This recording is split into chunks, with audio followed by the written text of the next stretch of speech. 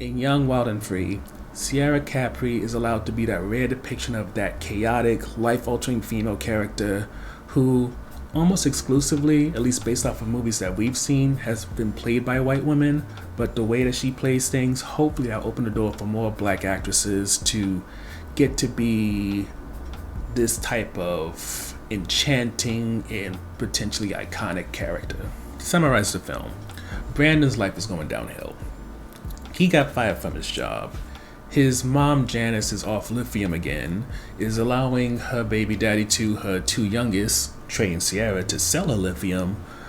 And on top of that, the house that they live in, which has been paid for, the mom has not been paying all the taxes on it, so it seems like it may get taken soon.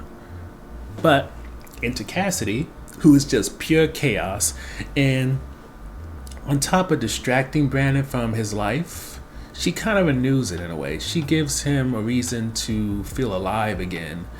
And the side effect is that she is very much a penchant for destruction, and she definitely takes him down a pathway where you could easily see Brandon either ending up in a penitentiary or just someone who had a crazy girlfriend who gave him quite a few stories to tell. So the first highlight for us is Sierra Capri as Cassidy, and that's because in Young, Wild, and Free, she gets to play the kind of characters Mia Goth gets to play, Helena Bonham Carter gets to play, instead of what we usually see for black actresses, which is if they get to play unhinged, crazy, wild, free, dangerous, and alluring, usually that's with them being the other woman in those type of situations. Not in situations like Cassidy, where you get a sense of a character who's completely free, who has complete autonomy, in as much as you could submit that Cassidy has some of the qualities of a manic pixie dream girl. At the same time, the way that the writers craft her, you can see she has the potential to be seen as so much more than that. She is somebody who has a very deep interest in film, hence her quoting film all the time, and there's just this energy, there's just something about the way Capri plays her that makes it so, as much as this movie's about Brandon and what's going on in his life, the only thing you may remember once this film is done is what Capri gave Cassidy. So the on the fence topic for us is depiction of mental health. On the positive tip, you can look at what's happening with Janice. She's someone who has a mood disorder, and you can tell that she represents this new age of the black community starting to accept and go to therapy, but there's still being challenges involved beyond the stigma that still exists. There's the issue of having to take a medication.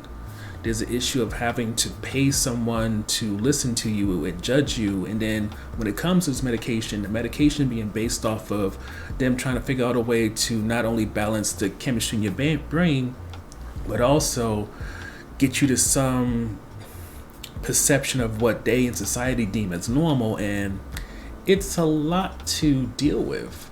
And going off of what my mom always said about therapy, it's not, what is it that she would specifically say?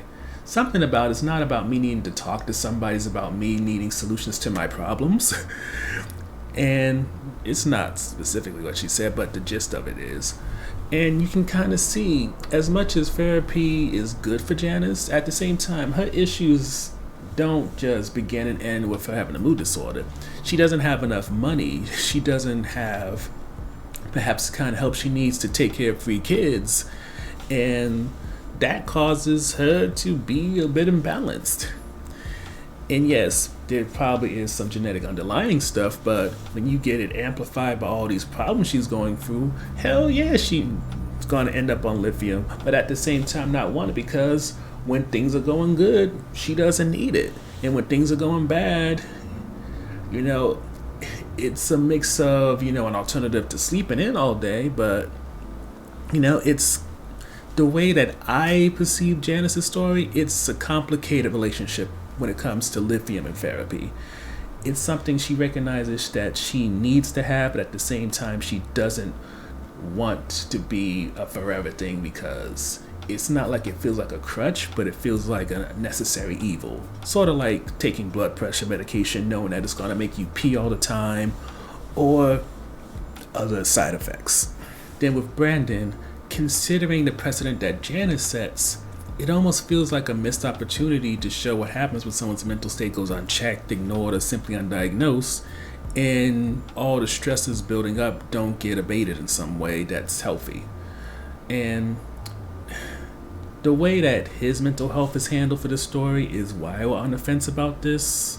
Well, this is an on the fence topic rather, and it's because the deterioration of his mental state leads to the twist. It leads to certain characters coming into the film, and in some ways you appreciate the entertainment value, but at the same time, you know that when it comes to films that step out of the status quo and what we usually get almost every other month, it's not often you get to see a film like this that really wants to show black people's mental health, especially black people who live in an urban environment.